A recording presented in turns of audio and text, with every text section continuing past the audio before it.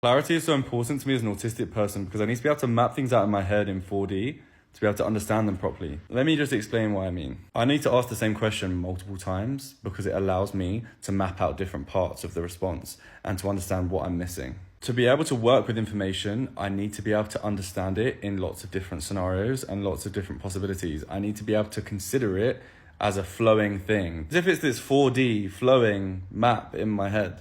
Because my brain works in this way of looking at different pathways, I consider something in several different realities in some way. Like I will look at things in kind of prediction, but what if this happens?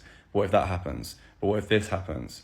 So I need to be able to understand some of the details that make for moving parts in a potential situation, scenario, for me to be able to process that in my head, to run those processes, to run those potentials through my mind. I don't observe something in my head in a fixed state.